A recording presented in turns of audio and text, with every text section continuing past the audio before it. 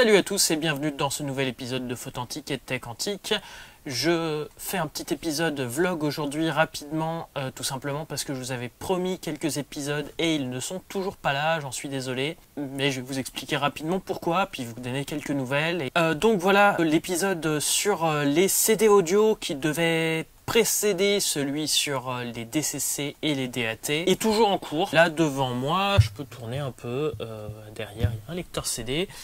J'ai commencé à préparer le décor, enfin j'ai plus que préparé à commencer le décor. Là devant, on ne le voit pas, il y a un Discman, il y a toute une pile de CD devant moi. Voilà, il y a vraiment toute la préparation en cours pour cet épisode-là. Pourquoi il n'est pas encore sorti? Eh bien tout simplement parce que déjà j'ai eu un petit souci informatique. La base de données de DaVinci Resolve sur mon portable a lâché, donc j'ai perdu mes timelines en cours. Et puis de l'autre côté, eh bien la machine sur laquelle je faisais les acquisitions audio plutôt, un Pentium 4, une machine assez ancienne, mais j'avais une carte son et une carte d'acquisition pour faire certains effets bien précis. Eh bien, m'a lâché, j'ai pas encore eu le temps de le démonter et de regarder ce qui se passe exactement. Bref, il a frisé au milieu, il démarre plus avec du bruit bizarre. Je suppose que c'est le disque, mais ça peut être aussi un condo sur la carte mère ou sur la lime. Donc, ce qui fait que je suis un peu coincé pour certains trucs. Enfin, je suis pas coincé, mais il faut que je trouve une autre solution. Donc,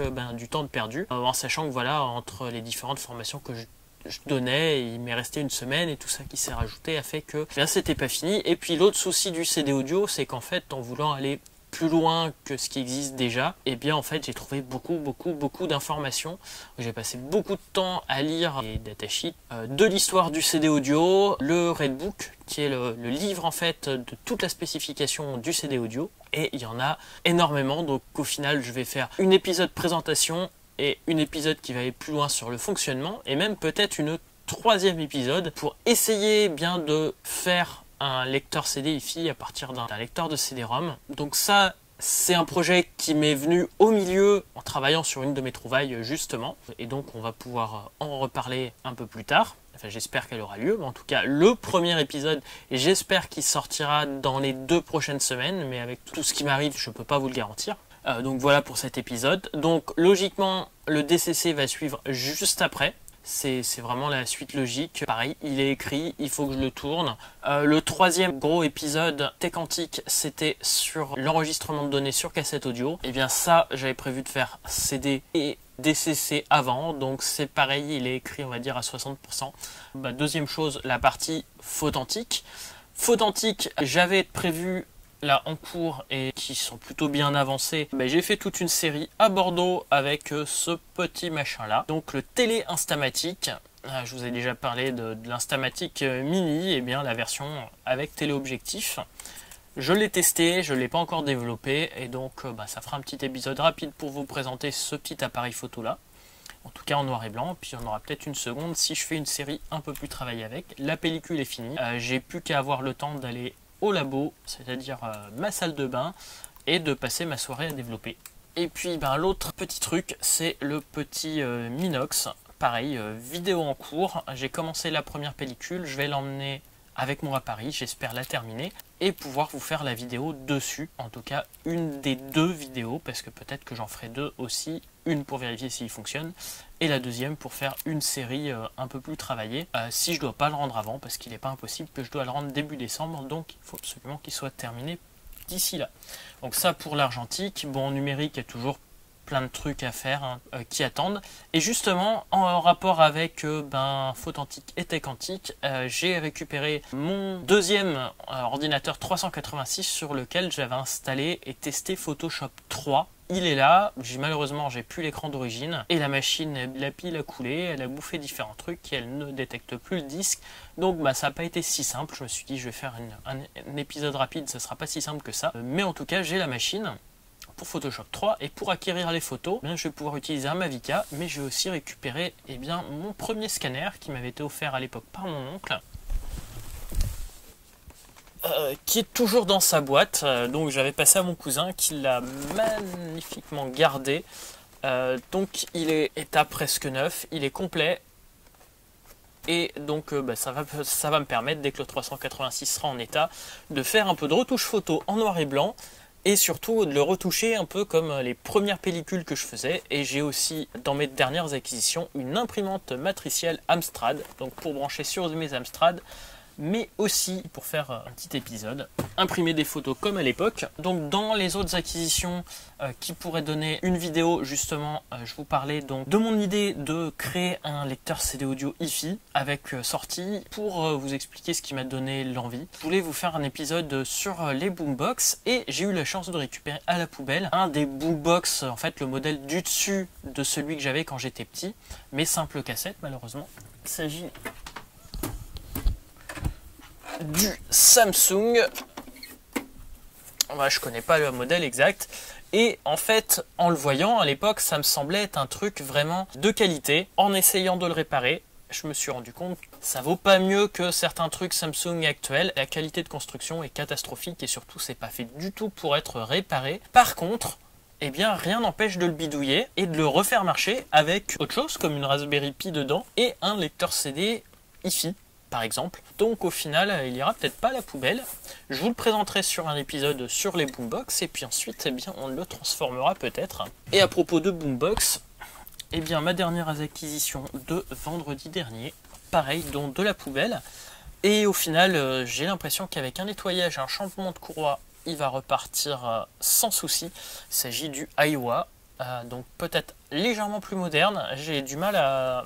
J'ai pas réussi à trouver de date exacte. Je pense qu'il est un peu plus récent que le Samsung. Le Samsung date de 92-93. Je pense que ça c'est plutôt 95-96.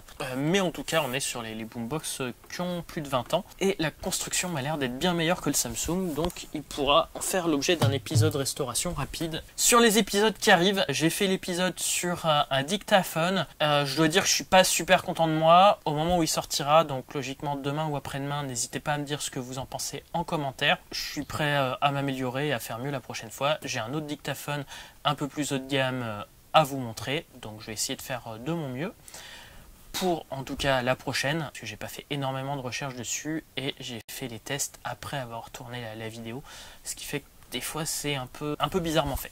Alors voilà pour celle-là, et l'autre vidéo qui va arriver cette semaine, j'ai repris une des premières vidéos de la chaîne. Donc là on est plutôt sur un hors-série, une série voyage, aussi pour vous montrer ce qu'on peut faire avec un Pentax KX, donc un réflexe numérique, un des premiers qui savait faire la vidéo. Donc il est arrivé après le 5D Mark II et le D90. Je l'avais emmené avec moi aux USA et en fait j'avais passé 5 jours dans le train avec.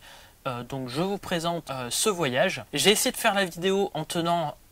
Au départ, je voulais faire moins de 10 minutes. J'avais tellement de rush que j'ai pas réussi à compacter. Et puis avec tout ce que j'ai à dire, en moins d'une demi-heure en fait. Donc elle fait une demi-heure. Voilà, j'espère que vous serez pas trop ennuyés à la voir. C'est plus un hors-série qu'autre chose. Mais voilà, je voulais... pour les 10 ans de mon voyage au Canada, USA, je voulais quand même faire un petit truc comme ça. En tout cas, la partie numérique et la partie argentique, je vais voir pour reprendre. Mais vu que j'ai repris l'argentique en décembre 2011, j'ai eu un petit trou donc entre mars et décembre 2011.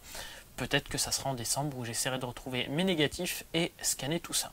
Donc voilà pour les vidéos qui arrivent. Maintenant on arrive au niveau financement de la chaîne. Je suis désolé, on va faire comme Astronogeek, on va parler pognon. Non pas que je pense qu'à l'argent, mais il y a un moment on en a besoin pour manger tout simplement, pour payer son loyer et l'électricité pour pouvoir faire les vidéos.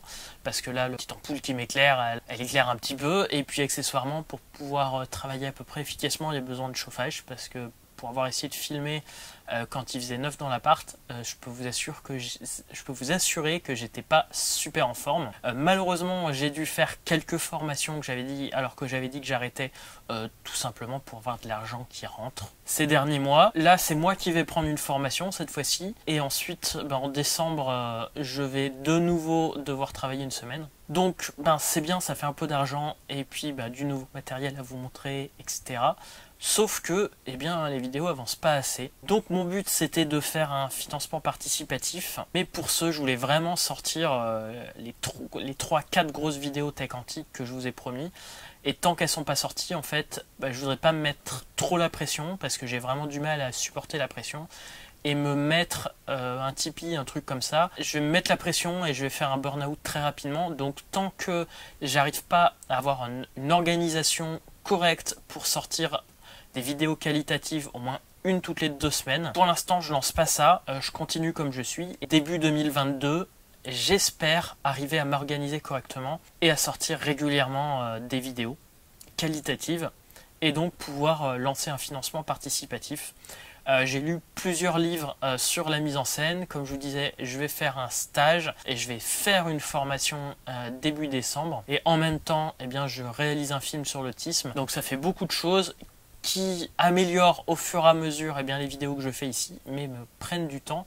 Si vous avez des idées pour les améliorations des vidéos, des idées de vidéos à faire sur tout ce qui est vieille techno, etc., n'hésitez pas à le dire. Si vous êtes arrivé jusque là, j'aurais une petite question aux différents abonnés. Si je parle de voyage et de photographie comme je l'ai fait, je vais le faire sur la vidéo de demain ou après-demain, je ne sais pas quand est-ce qu'elle sera en ligne.